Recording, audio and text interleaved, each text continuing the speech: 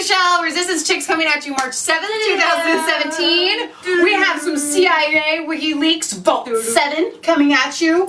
This is actually really exciting news, and if you have not heard about it, then I'm terribly excited that we get to be the ones to break the news to you. If you have, I'm glad you're here anyway. Well, and it can be a little overwhelming and a little confusing. There's a ton of information, over 8,000 pages that WikiLeaks has put online. They have gone through it a little bit because they have redacted some names, some hit people that they might have wanted to assassinate or lazy, that they were obviously surveilling and things like that. Names, heads of state. Yeah. So, anyways. There are a couple big things, and then I want to kind of go over some of the... Break it down a little bit more, and then I'm going to break it down a little bit more. So however long you have for me, we'll start up here, where it's really simple, and then we'll break it down a little bit more. Give them the punchlines, because they're really awesome. Okay, so the first punchline is, everybody knows this. We talk about it. Right. But now we have actual proof from the CIA. Y'all know that when you're on Facebook on your cell phone, sitting on the toilet in the morning, you know that people are looking at you. You just know it. You know that they can activate your camera, and you know it's going to happen. And you know what? You sit on the toilet anyway. Maybe you cover it with a piece of toilet paper. I don't know. But I'm just saying, y'all know it happens.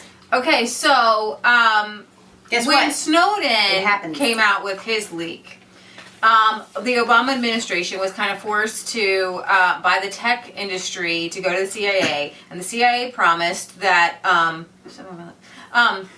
that they would, if they found that there were backdoors or weaknesses in different devices, mostly the Android, and the iPhone, right? The Android and iPhone. And obviously, and the Samsung televisions. So if they found something that could be hacked or a weakness, that they would go to the companies and report it and say, "No, you can fix this." All right, but instead they were stockpiling them for themselves, not telling anybody anything. And not only that, they were using the weaknesses. So that's like the major thing. Now the second thing that's kind of like the major thing. Now the second thing is actually bigger than that, but the connection hasn't been proven yet. But the possibility is that, and that's all you need really to start with. The CIA was taking the malware and all the hacking capabilities of, let's say, as WikiLeaks describes the Russian Federation, bad dudes, right?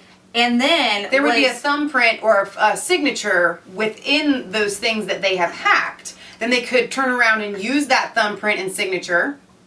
Go ahead, finish your sentence. Oh, I thought. Well, I just kind of I wanted to add to it. Go ahead. Then they could use that to turn around and make it look like Russia was the one that did or anybody. But we all know we're talking about Russia. That's where I'm getting to. They could make it look like anybody had done anything, right? With these fingerprints and different foreign nations and things like this.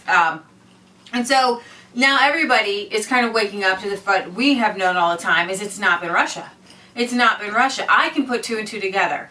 Can we just all say, okay, the CIA did this? Right. The CIA made it look like Russia, and they put it in front of Trump, they put it in front of our congressmen, and all of our congressmen, everybody's saying, well, Russia's our enemy. Right. But where did it come from? It came from the CIA. So that's... Now here's the thing. Okay, so that's not a fact. It's a fact as far as Leah and Michelle Resistance Chicks are concerned. Right. They haven't come out with that. But the fact remains is that they have the capability and the technology and everything to be able to make that happen.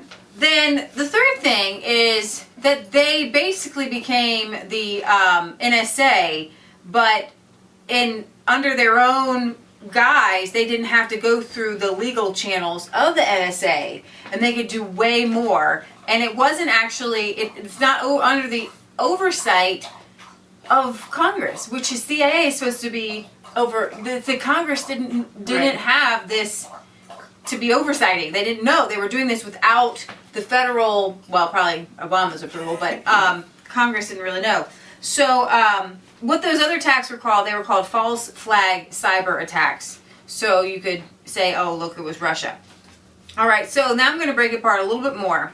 So This is a really good summary of the WikiLeaks. Had an espionage division more powerful than NSA with no checks and balances. They could just do whatever. They could go wherever, and they were. They would go up into consulates. They would go into different areas, and they could just spy on them. A lot of times with a thumb drive that you see, all this stuff is on the movies. You put it in, it looks like you're doing something else. You're running antivirus stuff. You're playing a video game or something like that. And behind, you're putting in malware.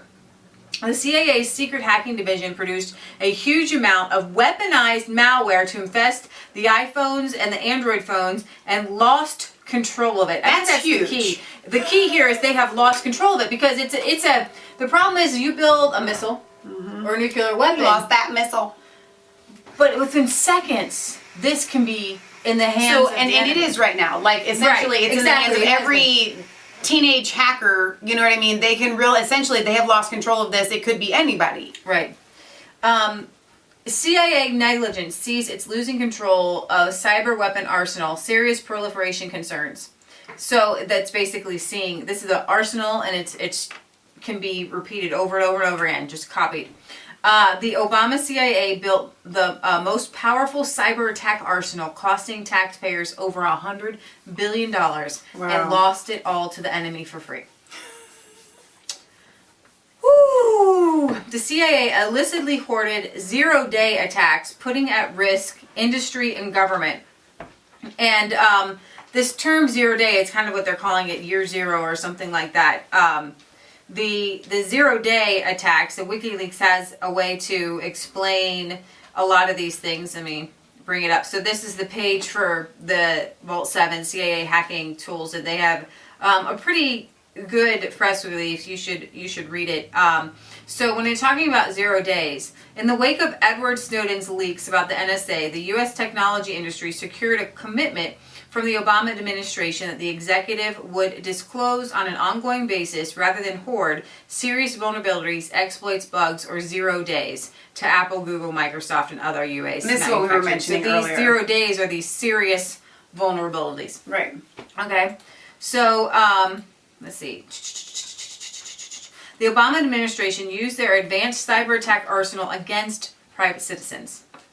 Okay, it's all spelled out in the WikiLeaks from what people are saying. Obviously, I haven't read 8,000. And it does say that WikiLeaks imply that Trump was spied on with these tactics. The CIA hackers celebrated financial largeness of Obama. So basically, in some of their emails, they're saying, hey, we got a lot of money to spend. Obama gave unlimited power to the CIA to gain favors and not end up like JFK. Did. The CIA inserted CIA coders in major U.S. tech companies to implement backdoors directly. Wow. The CIA turned smart TVs, iPhones, gaming consoles, and many gadgets into open mics. And one of the things it does say in there that we knew this, and I think I've seen even like a TV thing on this where, Samsung TV, it says off, but it's actually running. Right. In the background. The CIA can spy on you through your smart TV. We were talking about that. The CIA turned all internet-enabled consumer electronics in the world into listening devices. See, they were doing this. This isn't just... They have major... you know how they have different code names. These were code name things. So when we mentioned the fact on a small scale, like we did, I think it was yesterday or the day before, that, I talk about wanting to buy a washing machine. The next thing I know, the specific washing machine that I was talking about is now just up on my screen because your device is listening to you. And we all know that because there's Siri, you know what I mean? There's all these different things, but they're actually using it to listen to what you're saying. Before your encryption, before your malware is activated, they go in. Exactly. And this is interesting. The Skype voice conversations are converted into text and stored in the CIA spy cloud. Now remember, who is in charge or who got a major contract, a $600 million contract, is Amazon, whose CEO now owns Washington Post. Do you see some connections here with all of this? So it's very probable, we keep asking, well, who is leaking all of this stuff to these newspapers? It's very possible that no one person is leaking anything, that it's just a matter of these kind of digitized They found in there that they can can hack the president's Twitter account. with it on. It said that there's an official White House phone that is linked. It's not just Donald Trump's Twitter, phone. He has an official Twitter kind of phone. And it can be hacked. And it can be hacked because it has the Google app and different things like that on it. So, and then the CIA deliberately mimics the hacking protocols of Russia to make it, to hide their own hacks. So sometimes when I don't want to say a big word, I just tell you what it means. All right, so Zero Hedge did a good job of explaining this this morning when it broke. And I'm just going to kind of go over some of their reporting here. The WikiLeaks has published what it claims is the largest ever release of confidential documents on the CIA. Now, I don't know if I said this in the beginning, but it was somebody in the CIA who didn't like what was going on, who felt like this was wrong, that they actually handed that over to WikiLeaks. WikiLeaks did not hack the CIA. That's very important. It includes more than 8,000 documents as part of Vault 7. This is the first that's come out today, which have allegedly emerged from the CIA's Center for Cyber Intelligence. Edward Snowden, I was on his Twitter today, and he says, from what I see, the codes that I'm seeing, this is legit, this is real. I don't think anybody denies that this is real at this point, that this is the real deal. It gives me goosebumps, though, really. I mean... Yeah. So they're calling this Year Zero, the first in a series of leaks. The whistleblower organization is dubbed Vault 7. WikiLeaks says that Year Zero revealed details of the CIA's global covert hacking program, Covert. including, did I say overt? You said convert, but it doesn't matter. They knew what you meant. Covert, I'm sorry. Including weaponized exploits used against company products, including Apple's iPhone, Google's Android, and Microsoft Windows, and even Samsung's TVs that were turned into covert microphones. Wait, before you say that, when I was reading through the press release from WikiLeaks, what it said was it actually had a division devoted to the Apple iPhones. Now, Apple iPhone only represents, I think what I was reading, 13% of the cell phone industry, but it is mostly used by those in diplomatic or State Department or upper level CEO positions. Right. So they had this whole division designed to hack the upper elite class. Yeah. This was not designed to go after bad guys or terrorists. This was designed to spy on people that they wanted to maybe blackmail, upper elites. I mean, this is in case somehow we lost, just in case we lost some people or whatever, they're not quite understanding. They're not, and I'm not saying that this would be even better, but actually it would. It would be much better if they were just using this on foreign countries. We are talking... Or bad dudes, right? Yeah, exactly. We are talking about spying on our own people, like the president, or, you know... We're going to show you Jason Chavez interview where he said, I had 40 different FBI agents investigating me, and he said it was illegal what they did, and it was a one-page story, and nobody went after them. Right. So this is happening. They're spying on everybody, and they're doing it, and they are getting away with it. And I think the reason why, because a lot of you guys ask us all the time, not you guys, but we have different people that don't know Leah and Michelle, and they ask, why are you guys laughing through all this? If you don't laugh, you'll go insane. This is hilarious. We have reached ridiculousness, okay? I mean, we're talking 007 back in the 1960s was doing spy stuff, so we all knew that this was possible, but now with modern technology, it is blown out of proportion. I mean, this is absurd what they are doing just because they can. Right. It's ridiculous. I was going to play for you, and I guess I will later. It's funny because they come out with these things on like 60 Minutes or little things where you've seen people hack cars. I'm going to show you that they can do that. And I don't know if you guys heard of a man named Michael Hastings. He was 33 years old in 2013. He had, right before he died, I'm going to actually cover this in a separate episode, but right before he died, he emailed a group of people and said, I got some stuff, I'm going to release this stuff, I'm trying to seek legal counsel. And he was killed in what actually at the time, they said this was a car hacking. It's kind of muddy which way you go. I mean, obviously they're really good at covering that up. So, but the point is, we have reached the point where that is no longer an absurdity. Okay, do you guys understand what I'm saying there? where now when somebody poses that, you can't just go, there's no way that they could do that. That's just ridiculous. We've reached the point where, and what is so beautiful about this is that now we can say, yes, right, that could have happened. That needs to be addressed. It needs to be looked into because they have the capabilities to do this, and it is official. You guys need to understand this is a very, very, very big deal that it is now official. We've had these, pie in the sky ideas, knowing that it could happen, but now we know that it really can happen and that it is happening. Now we can apply it to specific cases I'm like that. I'm going to give you the zero hedge here where it talks about the Russian hacking. Another profound revelation is that the CIA can engage in false flag cyber attacks, this is so big, which portray Russia as the assailant. Discussing the CIA's remote devices branch, which is called Umbrage Group, right? That's the remote devices branch, basically. So I don't have my cell phone with me. They have a whole division, going after the remote devices. WikiLeaks source notes that it collects and maintains a substantial library of attack techniques stolen from malware produced in other states, including the Russian Federation. They have it in their vault on how to produce a stream of evidence to make it look like it was the Fed. So now we're going around and around in circles. And again, this is where we are back, and I hate to interrupt you, but I want to hammer this because this should make you guys really excited. It's bad, but it should make you excited because they've been saying Russia did this, Russia did this, Russia did this. And we now know at the very, very least they have the capacity to make it look like Russia did this. With Umbrage and related projects, the CIA can not only increase its total number of attack types, but also misdirect attribution by leaving behind fingerprints of the groups that the attack techniques were stolen from. Umbrage components cover keyloggers, password collection, webcam capture, data destruction, persistence, privilege escalation, stealth, antivirus, PSP avoidance, and survey techniques. As this guy, Kim Ditcom, I found him on Twitter today, he says, the CIA uses techniques to make cyber attacks look like they originated from enemy state. It turns the DNC Russia hack allegation by the CIA into a joke.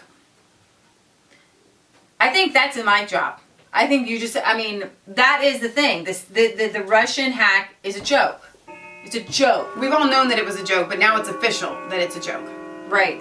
So, but perhaps what is most notable is the purported emergence of another Snowden-type whistleblower. Yeah. The source of the information told WikiLeaks in a statement that they wish to initiate a public debate so we can talk about this. Yeah. About security and the creation, use, and the proliferation of the democratic control over cyber weapons. And that's what this is, essentially. We just kind of gloss over, it's just spying. No, cyber weapons. This is a big deal. So this was, these were documents taken from the years 2013 to 2016, which is interesting because that's the year that Michael Hastings died. So I'm wondering if this whistleblower knew something about that death, Mm-hmm. Secondly, WikiLeaks has asserted that it has not mined the entire leak and has only verified it, asking that journalists and activists do the legwork. Another among the various techniques profiled by WikiLeaks is Weeping Angel, developed by the CIA's Embedded Devices Branch, the EDB, which infests smart TVs, transforming them into covert microphones. After the infestation, Weeping Angel places the target TV, and we talked about this, into fake mode so that the owner falsely believes the TV is off when it is on. Right. In fake mode, the TV operates as a bug, recording conversations in the room and sending them over the internet. And that's another one I want to talk about. They actually declassified all of this information so that they could send it over the internet, because if they were caught at all, they wouldn't be caught sending classified information, because it's illegal to send classified information over the internet. So it's all what does that mean? It means that the bad guys can get it real easy. Right. There's a reason why things are classified. The reason why you don't send the nuclear codes through the internet. Well, and I want to go back to the whole Trump wiretapping thing. Jason Chavez, we're going to cover this in a minute, but he goes into all these other different things besides the FISA court order that they could have used. But I want to just address for one moment, we had a couple of different commenters that that were opposing this. Oh, there's no way that this could ever happen because I live in New York and there's all kinds of security around Trump Tower and nobody would ever be able to get in there. And all that I haven't read that. Yeah, no one would be able to ever get in there because there's so much security around Trump Tower. They don't need to go get in there to implant wiretaps. Right. They're just using cell phones and television devices, and who knows if they're not using the daggum smart bulbs and it's just ridiculous. Okay, Right. so I don't know. So I just want to lay that to rest.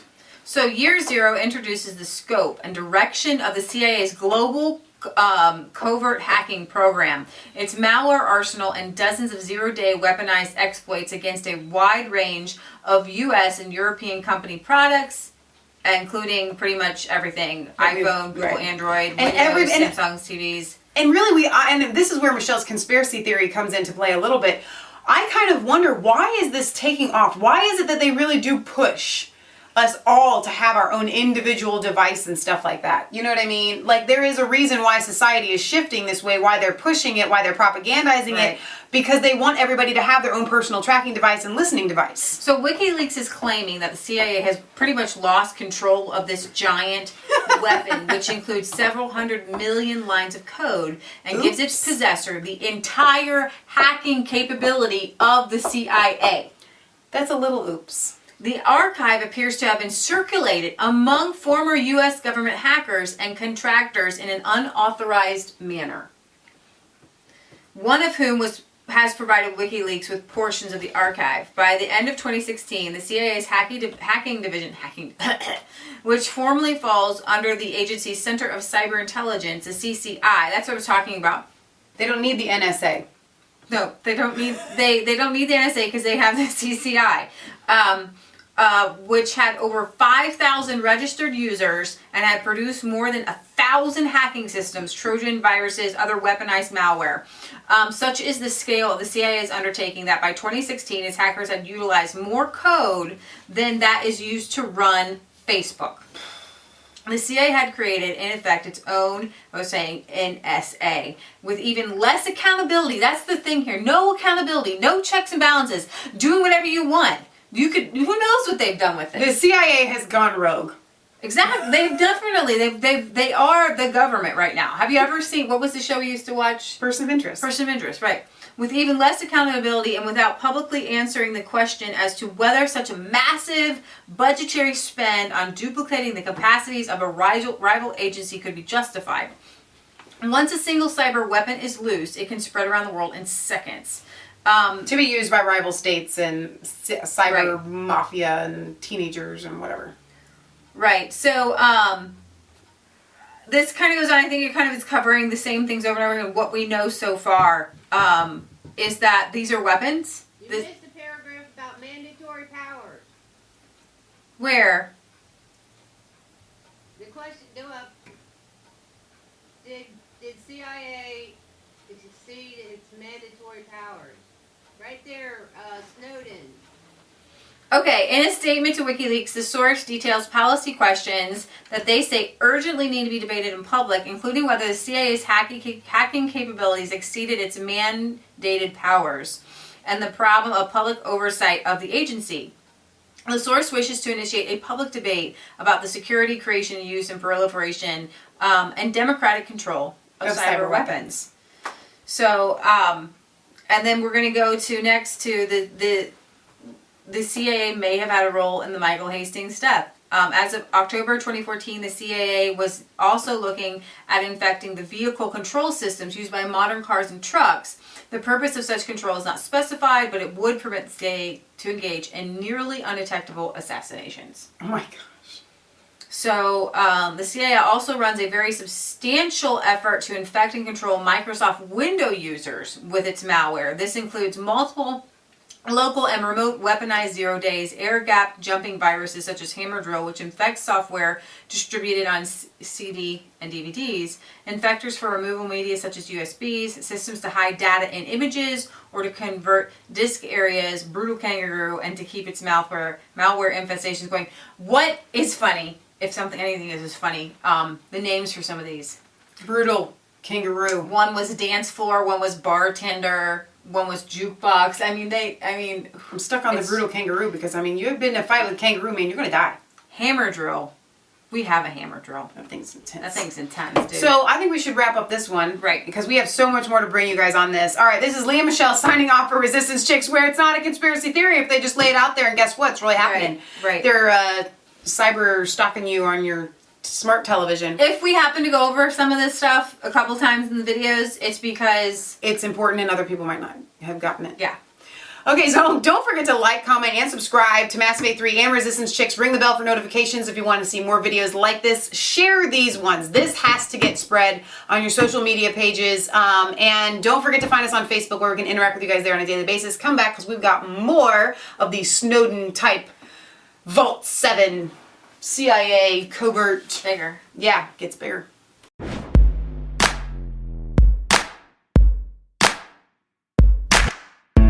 I was cold, all alone, no place for